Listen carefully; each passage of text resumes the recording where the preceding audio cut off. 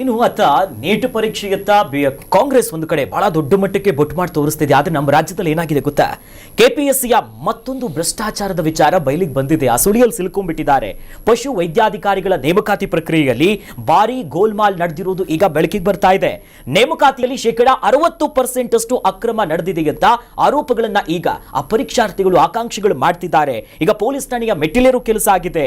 ಒಂದೊಂದು ಹುದ್ದೆಗೆ 80 ಲಕ್ಷ ಕೊಡಬೇಕಂತೆ, 40 ಲಕ್ಷ ಇವರಿಗೆ ಅಡ್ವಾನ್ಸ್ ಅಂತೆ. ಆ ನಿಟ್ಟಿನಲ್ಲಿ ಈಗ ಅನುಮಾನಗಳು ಹೆಚ್ಚಾಗ್ತಿದೆ. ಜೊತೆಯಲ್ಲೇ ಏಜೆಂಟ್ ಯಾವ ರೀತಿಯಾಗಿ ಡೀಲಿಂಗ್ ಮಾಡ್ತಾನೆ ಅನ್ನೋದರ ಒಂದು ಆಡಿಯೋ ಲಭ್ಯವಾಗಿದೆ. ಆ ಎಕ್ಸ್ಕ್ಲೂಸಿವ್ ಆಡಿಯೋದಲ್ಲಿ ಏನಿದೆ ನೋಡ್ಕೊಂಡ್ ಬರೋಣ.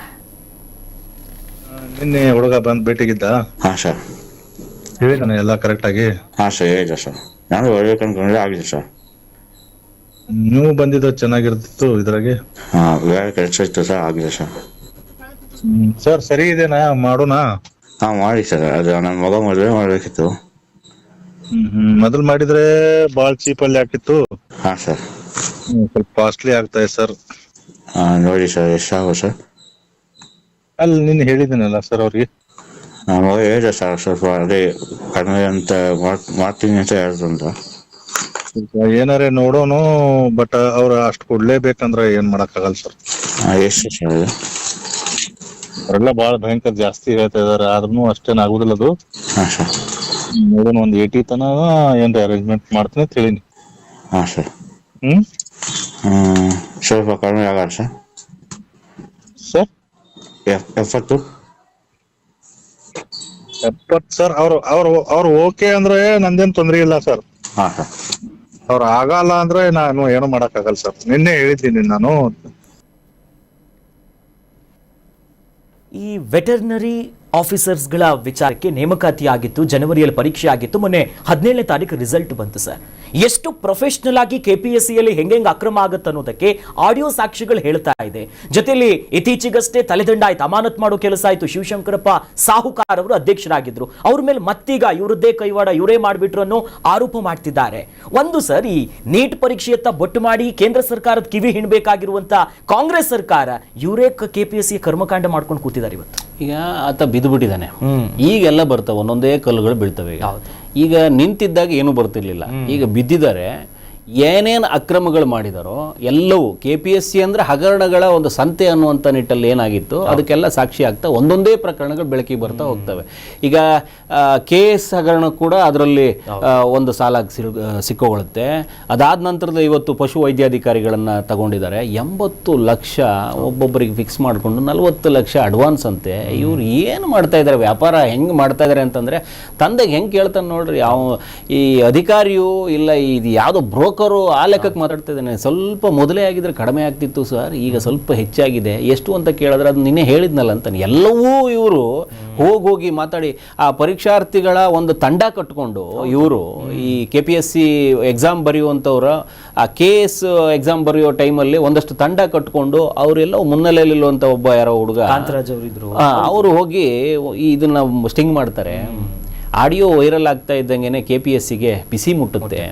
ಈಗ ನೋಡಿ, ಒಂದೊಂದೇ ಬೆಳಕಿಗೆ ಬರ್ತವೆ. KPSC ಎಲ್ಲವೂ ಸರಿ ಇಲ್ಲ ಅನ್ನೋದು ಮೊದಲೇ ಗೊತ್ತಿತ್ತು. ಅಲ್ಲಿ ಎಲ್ಲ ಅಧಿಕಾರಿಗಳು ಲಂಚದ ಬಾಕ್ಸೇ ತರೋದು, ಅವ್ರು ಲಂಚ್ ಬಾಕ್ಸ್ ತರಲ್ಲ ಅನ್ನೋ ಕಾನ್ಸೆಪ್ಟ್ ಏನಿತ್ತಲ್ಲ, ಆ ಲಂಚ ಹಾಕ್ಕೊಂಡು ಬರೋದಕ್ಕೆ ವಾಪಸ್ ಮನೆಗೆ ಹೋಗ್ಬೇಕಾದ್ರೆ ಅವ್ರ ಬಾಕ್ಸ್ ಮೊದಲು ಹಂಗೆ ಇತ್ತು. ಲಂಚ ಬಾಕ್ಸ್ ಬಿಚ್ಚಿದ್ರೆ ಪೂರ ದುಡ್ಡೇ ಇರೋದು. ಈಗ ಇವರುಗಳು ಈ ಬಾಕ್ಸಿಗೆ ಹಿಡಿಯೋದಲ್ಲ, ಇವರು ಈ 80 ಲಕ್ಷ ತಗೊಂಡು 60% ನೇಮಕಾತಿಯನ್ನು ಇದರಲ್ಲೇ ಮಾಡಬೇಕು ಅಂತ ಇದ್ರಂತೆ. ಒಂದಷ್ಟು ತಡೆ ಹಿಡಿಯೋ ಕೆಲಸ ಮಾಡ್ತಾ ಇದ್ರಂತೆ. ಇವೆಲ್ಲ ನೋಡಿದ್ರೆ ಅಕ್ರಮಗಳ ಸಂತೆ ಮಾಡ್ಕೊಂಡು ಕೂತಿದ್ದಾರೆ ಇವರು KPSC ಅನ್ನೋ ಕಾನ್ಸೆಪ್ಟಲ್ಲಿ. ಮಕ್ಕಳಿಗಿಬ್ಬರಿಗೆ ಒಳಗಡೆ ಸೇರಿಸೋದಕ್ಕೆ 40,000 ರೂಪಾಯಿ ಅಷ್ಟೇ ಮಗಳದ್ದು ಆದಾಯ ತೋರಿಸಿ, ಜಾತಿ ಪ್ರಮಾಣ ಪತ್ರದಲ್ಲಿ OBC ತೋರಿಸ್ಕೊಂಡು ಅಲ್ಲೊಂದು ಮೀಸಲಾತಿಗೆ ಹಾಕ್ಕೊಂಡು ಯಾರೋ ಒಬ್ಬರಲ್ಲ ಆ ಕಡೆ ದೃಷ್ಟಿ ನೆಟ್ಟಿದ್ದಕ್ಕೆ ಇವತ್ತು ಶಿವಶಂಕರಪ್ಪ ಅವರ ತಲೆದಂಡ ಆಯಿತು. ಇನ್ನು ಎಷ್ಟೆಷ್ಟು ಮಾಡ್ಕೊಂಡು ಕೂತಿದ್ದಾನೋ.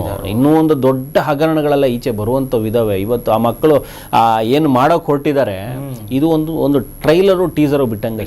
ಪಿಕ್ಚರ್ ಇನ್ನೂ ತುಂಬ ಇದೆ ನೋಡೋಕ್ಕೆ. ಇವನು ಶಿವಶಂಕರಪ್ಪ ಮತ್ತು ಅವರ ತಂಡ ಮಾಡಿರೋ ಕೆಲಸಗಳಿದಾವಲ್ಲ ಇಲ್ಲಿವರೆಗೂ 75 ವರ್ಷಗಳ ಇತಿಹಾಸ. 1951ರಲ್ಲೇನೋ ಇದು ಸ್ಥಾಪನೆ ಆಗುತ್ತೆ KPSC. ಈ 75 ವರ್ಷಗಳ ಇತಿಹಾಸದಲ್ಲಿ ಈ ಸಾಂವಿಧಾನಿಕ ಸಂಸ್ಥೆಯ ಅಧ್ಯಕ್ಷಗಿರಿಯಿಂದ ಪದಚ್ಯುತ ಆಗಿರೋದು ಯಾರೂ ಇಲ್ಲ. ಅಂದರೆ ಇನ್ನು ಎಷ್ಟು ಅಸಹ್ಯಪಟ್ಟು ಸಂವಿಧಾನಿಕವಾಗಿ ಈ ಕಡೆ ತೆಗೆದು ಕಿತ್ತು ಬಿಸಾಕ್ತಾರೆ ಅಂತಂದರೆ, ನೇರವಾಗಿ ರಾಜ್ಯಪಾಲರಿಂದ ಆಯ್ಕೆಯಾಗುವಂಥವ್ರು ಇವರಲ್ಲ, ಅಧಿಕಾರದ ದುರ್ಬಳಕೆ ಮಾಡಿಕೊಂಡು ಎಷ್ಟು ಅಸಹ್ಯ ಆಗ್ಬೋದು ಅಷ್ಟು ಅಸಹ್ಯ ಮಾಡಿಕೊಂಡು ಈ ಹಗರಣಗಳ ಸಂತೆ ಮಾಡ್ಕೊಂಡು ಕೂತಿದ್ದಾರೆ.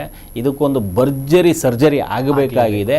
ಇದಾದ ಮೇಲಾದ್ರೂ ಸರ್ಕಾರ ಎಚ್ಚೆತ್ತುಕೊಂಡು ಇಲ್ಲೊಂದು ಬೇರೆ ನಿಟ್ಟಲ್ಲಿ ಕೆಲಸ ಆಗಬೇಕಾಗಿದೆ, ಆಗಬಹುದು ಅಂತ ಅನ್ಸುತ್ತೆ. ಎಸ್, ಅಂದ್ರೆ ಒಂದು ಅನುಮಾನ ಸರ್, ನನಗೆ ಒಂದು ನಿರೀಕ್ಷೆ ಇರೋದು ಮಾನ್ಯ ಮುಖ್ಯಮಂತ್ರಿಗಳು ಈ ವಿಚಾರವಾಗಿ ಹೆಂಗ್ ಪ್ರತಿಕ್ರಿಯೆ ಕೊಡ್ತಾರೆ ಅಂತ. ಯಾಕಂತಂದ್ರೆ ಕೇಂದ್ರದ ವಿರುದ್ಧ ಬೊಟ್ಟು ಮಾಡಿ ಗಟ್ಟಿ ಧ್ವನಿಯಲ್ಲಿ ಮಾತನಾಡ್ತಿದ್ರು, ಈಗ ವಾಪಸ್ ಕರ್ನಾಟಕದಲ್ಲೇ ಹಿಂಗಾಗಿದೆ. ಎರಡೂ ಪಕ್ಷದ ನಾಯಕರು ಯಾವ ಮುಖವನ್ನ ರಾಜ್ಯದ ವಿದ್ಯಾರ್ಥಿಗಳಿಗೆ ತೋರಿಸ್ತಾರೆ ಅಂತ. ಸರ್ಕಾರ ರಾಜ್ಯದ್ದು KPSC ವಿಚಾರದಲ್ಲಿ ತಲೆ ತೆಗೆಸ್ಕೊಂಡಿದ್ದಾರೆ, ಅಲ್ಲಿ ನೀಟ್ ವಿಚಾರದಲ್ಲಿ ಅವರು ತಲೆ ತೆಗೆಸ್ಕೊಂಡಿದ್ದಾರೆ. ಇವ್ರ ಮೇಲೆ ಅವರು, ಅವ್ರ ಮೇಲೆ ಇವರು, ಜನಕ್ಕೆ ಉತ್ತರ ಕೊಡದಿರೋ ಪರಿಸ್ಥಿತಿಲಿ ಅವರಿದ್ದಾರೆ. ಸದ್ಯಕ್ಕೆ ಅವರಿಗೆ ಆಗೋದೇ ಇಲ್ಲ.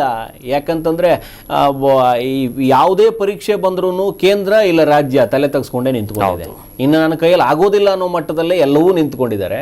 ಸೊ ಮುಖ್ಯಮಂತ್ರಿಗಳು ಆ ಗೋಜಿಗೆ ಹೋಗ್ತಾ ಇಲ್ಲ, ತಲೆದಂಡ ಮಾಡಿ ಬಿಟ್ಟುಬಿಟ್ಟಿದ್ದಾರೆ. ಅಲ್ಲಿರುವ ಹಗರಣಗಳನ್ನು ಒಂದೊಂದಾಗಿ ವಿದ್ಯಾರ್ಥಿಗಳು ತರಬೇಕಾಗಿದೆ, ಪರೀಕ್ಷಾರ್ಥಿಗಳ ತಗೊಂಡು ನಿಲ್ಲಿಸ್ತಾ ಇದ್ದಾರೆ. ಕಾದು ನೋಡಬೇಕು. ಇವರಿಗಂತೂ ಮಾತಾಡೋದಕ್ಕೆ ಮುಖ ಇಲ್ಲ, ಯಾಕಂದರೆ ಇವರ ಅಡಿಯಲ್ಲೇ ಆಗಿರುವಂಥ ಅನಾಚಾರಗಳಿವು. ಆತನನ್ನು ತಲೆದಂಡ ಮಾಡಿ ಕೂರಿಸ್ಕೊಂಡ್ಬಿಟ್ಟಿದ್ದಾರೆ. ಇನ್ನು ಮೇಲಾದರೂ ಒಂದು ಸ್ವಚ್ಛವಾದ ವಾತಾವರಣನ ಅಲ್ಲಿ ಸೃಷ್ಟಿಸಿ ಸರಿಯಾದ ಮಾರ್ಗದಲ್ಲಿ ಪರೀಕ್ಷೆ ನಡೆಸುವಂತ ಮಾಡಿದ್ರೆ KPSCಗೆ ಲೋಕಸೇವಾ ಆಯೋಗ ಕೇಂದ್ರದ್ದು ಅಲ್ಲೊಂದಷ್ಟು ಗಟ್ಟಿ ಇದ್ದಾರೆ, ಅವರ ಮಾದರಿಯನ್ನು ಇಲ್ಲ ತಗೊಂಬಂದ್ರೆ ಒಂದು ಸ್ವಲ್ಪ ಮಟ್ಟಿನ ಕೆಲಸ ಕಾರ್ಯಗಳು ಇಲ್ಲೂ ಚೆನ್ನಾಗಿ ಆಗಬಹುದು. ಹಂಗಾಗ್ಲಿ. ಕರ್ನಾಟಕ ನ್ಯೂಸ್ ಬೀಟ್ ಫಾಲೋ ಮಾಡಿ, ಸಬ್ಸ್ಕ್ರೈಬ್ ಮಾಡಿ.